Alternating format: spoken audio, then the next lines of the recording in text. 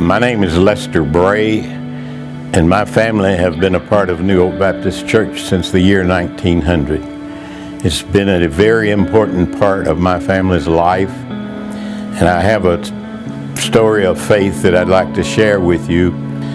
The little white building we refer to as the chapel outside here served well as a church's facility from 02 to about 75. This generation of people had been through lots of hard times. They'd been through the Great Depression, they'd been through the World War. We went from having a family on every 100 acres when it was farmland to having a family on every couple of acres as the area started to grow. And the little white building filled up. We had to do 2 services to get all the people in. And it became very evident that if we were going to continue, that we must do something about worship space. We came to a point where we had to make a decision about, will we try to take our church forward, or are we willing to just remain dormant? We had an architect draw us up a worship center to seat 650 people.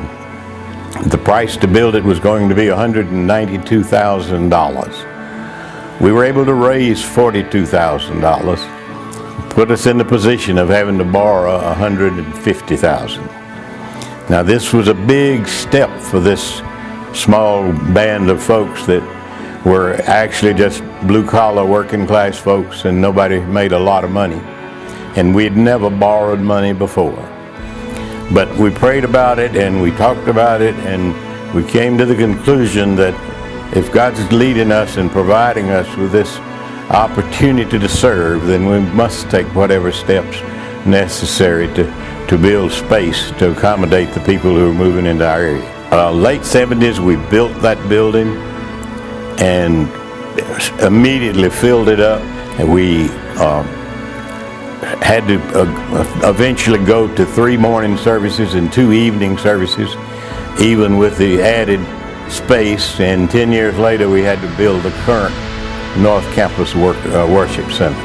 Some 7 or 8 years later, as we joined forces with the good folks at Stars Mill and built the current South Campus building, at the same time we were building Building C, which consists of the youth center, the gymnasium, the dining room and kitchen, and the mission center. This was a big step.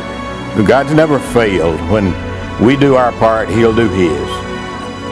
But every time that we've come to a point where a door of opportunity for service is open to us, when we've stepped through, God has provided the harvest. It's amazing. It's like many of you have heard me say before, it's like as if New Hope Church was put together as a giant mosaic, one piece at a time, in God's own time.